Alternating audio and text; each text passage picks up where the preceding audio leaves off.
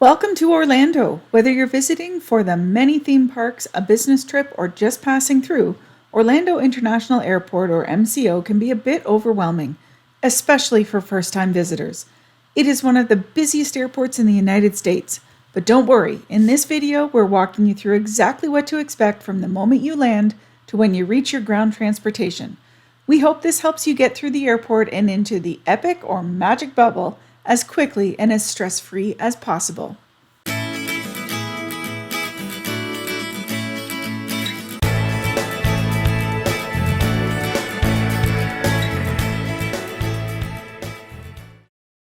Hey everyone, I'm Nancy, and if you're new to our channel, welcome. If you're returning, then you already know that we try to share what we have learned on our vacations with you. Whether it be about the pros and cons of an all-inclusive resort we've stayed at, or how to get you through the airport, or even how to get from the airport to your resort, we try to pay it forward and share our experiences with you. We just completed a family trip to Disney World and Universal in Florida, and the Orlando airport can be a bit of a zoo when you're trying to get through. There are 3 terminals, an interterminal monorail, a huge baggage claim area, e-gates and passport control kiosks, numerous car rental agencies, and an on-site hotel. And a whole lot more. It can be a bit overwhelming when you land. So let's walk through it together, and we'll show you everything we've managed to film so that you can arrive calm, cool, and collected, knowing exactly what you're walking into. Once your plane touches down, make sure you have all of your personal belongings before deplaning. Double check, please. A friend of mine had his Nexus card fall out of his pocket and got left behind, and it's a very big deal to have something like that replaced. If it was your passport, it would be even worse, so please heed my advice, and as my mother would say, check, check, and double check. If you're arriving from an international flight, your next stop will be U.S. Customs and Border Protection. Domestic travelers and travelers who have already done USA pre-clearance in their home country can head straight to the baggage claim. Before we jump into immigration, I want to quickly note that if U.S. pre-clearance is available, and from many Canadian airports it is, also from Ireland, Aruba, Bahamas, Bermuda, and Abu Dhabi, this means that passengers who depart from a pre-clearance airport can clear customs and immigration before their flight to the U.S. It's worth checking to see if your airline and airport allows you to do USA pre-clearance, because if so, getting through MCO when you arrive is much faster. So if you're arriving internationally without pre-clearance, you will need to go to the U.S. Customs and Border Protection. Orlando MCO uses facial recognition technology at automated passport control kiosks to speed up immigration processing, and here's how it works. It's really simple. You approach the kiosk where a camera scans your face and compares it to your passport photo. If the system recognizes you, you'll proceed directly to a customs officer for a quick verification. U.S. citizens can opt out, but this isn't widely advertised. If you prefer a manual passport check, inform an officer. The process is usually quick, but if there's an issue, you may be directed for secondary screening. If you've done pre-clearance or you're a domestic traveler, then you will exit the plane into the terminal like we are here. Orlando International Airport is divided into 3 main terminals, A, B, and C, each serving different airlines. Let's go through it quickly. Terminal A is Air Transat, Avelo, Avianca, Copa, Frontier, Miami Air, Southwest, Spirit, and Virgin Atlantic. Terminal B is Aeromexico, Air Canada or Rouge, Alaska, American, Bahamas Air, Breeze, Delta, LATAM, Silver Airways, Sun Country, United, Volaris, and WestJet. Terminal C is Aer Lingus, Azul, British Airways, Caribbean, Emirates, Eurowings, GOL, Iceland Air, JetBlue, Lufthansa, Lynx, Norse, and Sunwing. Like everything, this is subject to change, of course, but this gives you the general idea. If you're traveling with hungry kiddos, you'll see that when we reach the central atrium area before baggage claim, there's plenty of places to grab a snack.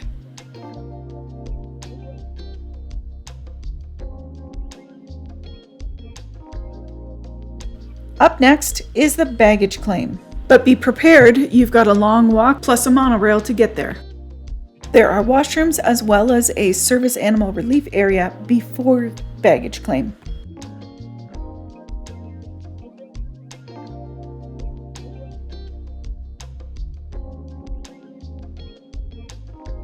You're going to enter a big central area, but just keep following the signs that will lead you to baggage claim.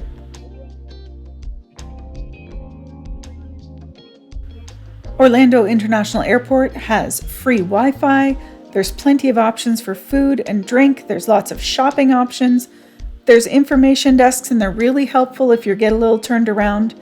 They have luggage storage, there's ATMs, there's currency exchange, there's a chapel, there's duty-free stores, there's even a spa and some showers.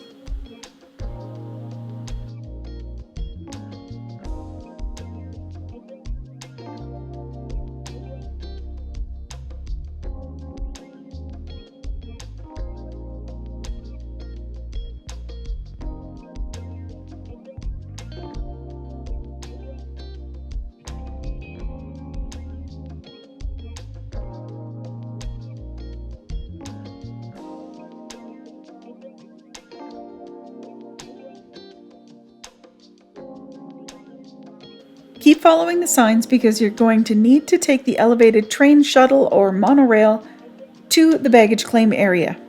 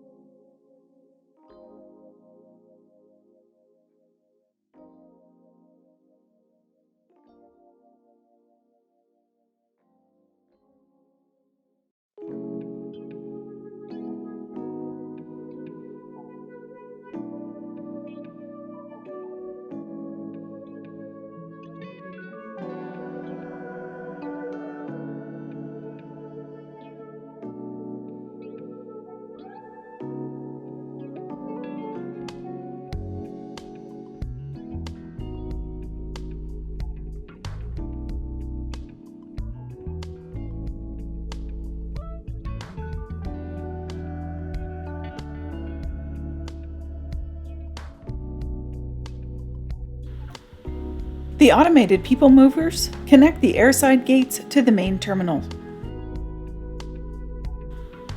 Airside 1 and 3, which is gates 1 through 59, serve domestic flights. Airside 2 and 4, which are gates 70 to 129, serve both domestic and international flights. Terminal C has a separate train system that connects to the main terminal for baggage claim and ground transportation.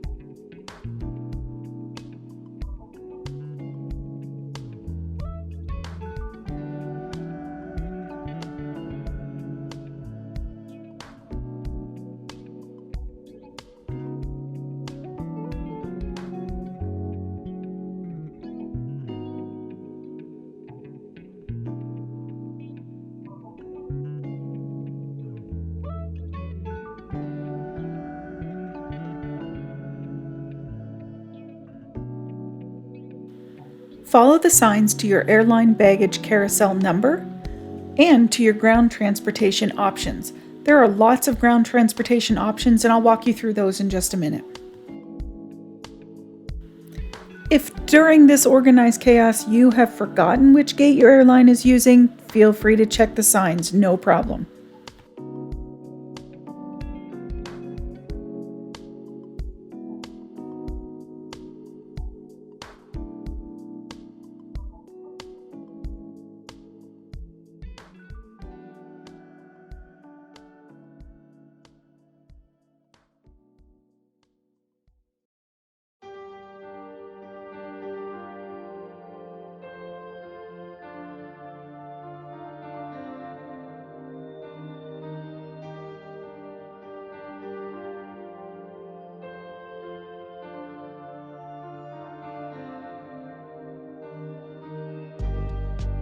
There is an on-site Hyatt Regency hotel.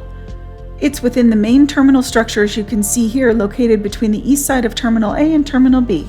The hotel's prime location offers easy access to these shops and restaurants, but it is placed before security and therefore can be accessed by both travelers and non-travelers. This hotel is really handy if you have a very early morning flight or you have a connection.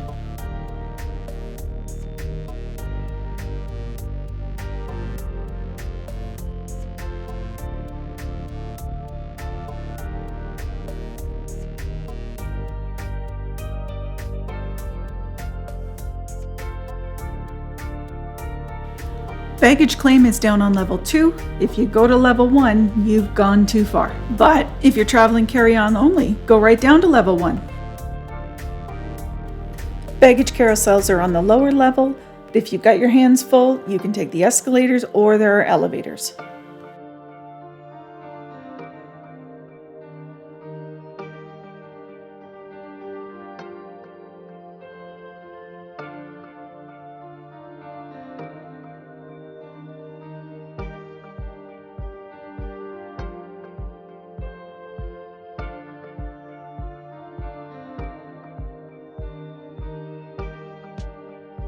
Something to note, unlike many other airports, the luggage carts do have a fee of $7, and I believe they give you 25 cents back when you return it, but count on about $7 to rent that cart.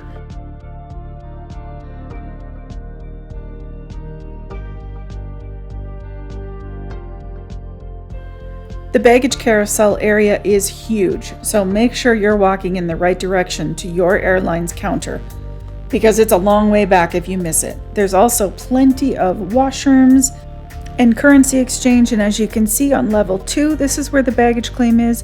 You can also take elevators down to level 1, and that's where you're going to find your ground transportation. I know I keep repeating level 2 and level 1, but a lot of people go down one too many and get a bit turned around, and I don't want it to happen to you. There are plenty of signs letting you know which carousel your airline is using. We often find it more time effective for one of us in our group, or a couple of us, depending on how large the group is, of course, to collect all the baggage and use those elevators to get it down to the first floor. The other person goes and starts all the paperwork with the rental cars, because often the rental car counters can take a long time, and those lines are usually pretty long in my experience. So divide and conquer. If you have any problems at all with your luggage, whether it's missing or maybe something's broken, your airline's luggage counters and information will be down here in the same area as your baggage claim. If something's wrong, don't leave until you have it sorted out with them. Once you've got all of your baggage, head down another escalator onto the ground floor level. This is where you'll find the rental cars, ride sharing, taxi, shuttle buses, public transportation, the Sunrail and Brightline trains. If you're taking a cruise line, they will have sent you information of where to find your motor coach, but it will be down here. And finally, you can book private transfers to take you where you're staying as well. Just a quick note, we rented a car for this trip, but in our experience, if you're staying in the Disney or the Universal bubble, you really won't need to rent a car. Disney and Universal have great transportation options throughout their theme parks for resort guests, and Kroger offers grocery delivery right to your resort. If you're staying off property, then renting a car is likely your best bet, but always keep in mind that in addition to your car rental prices, all of the places that I know of have daily parking fees. Depending on where you're staying, you may be further ahead just using Uber or Lyft for your outside the bubble transportation needs. That being said, we almost always rent a car, but that is more because we like the option to drive ourselves outside of the theme park bubble when we feel like it. We'll show you where the on-site car rentals are located. They're all down here depending on who you choose. I highly suggest you book in advance because car rentals in Orlando are really expensive in my experience, and exploring the different rental car options and prices a few months in advance of your trip can save you some cash. If you do choose to rent a car, be sure to note whether your agency keeps cars on site or if you have to shuttle off-site. Off-site can save you money, but it takes more time. If you're headed on a cruise, then your cruise line will have lots of signage showing you where to pick up their specific transportation. Some area hotels have their own hotel shuttles. The Mears Connect is a great option if you're going to Universal or Disney. Without renting a car, it'll get you right to your hotel. And Lynx is the public bus system. These are located outside of Level 1.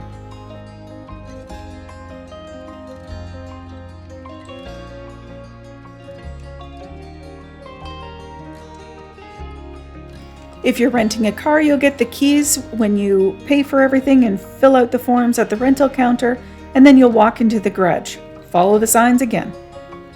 If you are renting a car, I highly recommend that you look at this visitor toll pass before you leave. It is an alternative to the costly rental car toll programs, and there's a lot of toll roads around Orlando. It's a free temporary toll pass for rental car customers traveling round trip through the Orlando International Airport. With this visitor toll pass, you download the app and you always pay the lowest toll rate throughout Florida with no hidden or extra fees. It works on all the toll roads and most bridges in Florida and with most rental car companies.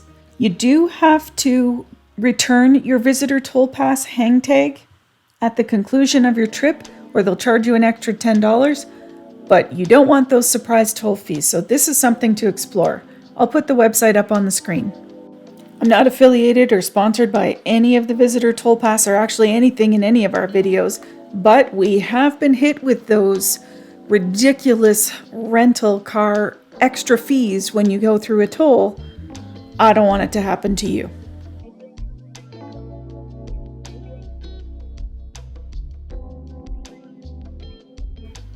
So you've got your keys in hand, all your paperwork is complete.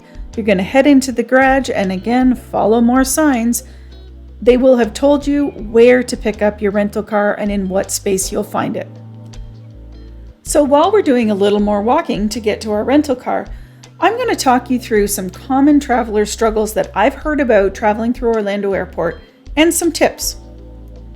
There are long lines at immigration, so if you can avoid peak hours being afternoons and evenings, that's going to help. Pick those early morning flights if you can. Also, have your documents ready, and it's going to really speed up this process. Number 2 is the baggage claim confusion. So double check your airline's terminal and carousel number on arrival. Keep checking those signs if you've forgotten. They can often change from one carousel to another when things are really busy. So keep in mind that the one they told you when you're departing the plane may not necessarily be the actual one that they land on by the time your luggage comes out. So if your luggage is lost, the airline's baggage service offices are near those carousels like we showed you earlier. There is some ride-share pickup confusion, and you have to follow the airport signs for Uber and Lyft to confirm the correct terminal when you're booking. This is really important. Be sure that if you're connecting between Terminal C and Terminals A or B, allow extra time for that shuttle transit. You're going to need it. If you're traveling south to Miami or West Palm Beach, follow the bright line signage in Terminal C. That's where you'll find the new train. Security screening at departure. Those lines can be really long. So TSA PreCheck and Clear are available to expedite the process. I'll show you where all of this is in our Departing the Orlando Airport video. Lastly, let's talk about food and amenities. There is plenty of dining options before security. There are limited dining options at baggage claim. Just keep this in mind. There's also airport Wi-Fi and charging stations.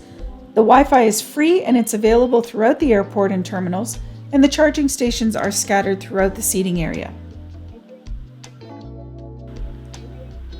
Keep in mind, if you've rented a car, that driving I-4 is crazy, busy, and hectic. Pay attention, really pay attention, and be careful, because most people driving in and out of the airport are tourists and no one knows where they're going. It can be very chaotic, so take your time. Make sure your navigation is set before you pull out of the airport. And that's it. You've successfully made it from your plane to your ground transportation. I hope this step-by-step guide helps make your travel through MCO smooth and stress-free. If you found this video helpful, don't forget to like, subscribe, and hit the notification bell for more travel tips. Up next is all about departing the Orlando airport and everything you need to know to get through as stress-free as possible. Safe travels and see you in the next one. Bye, everybody.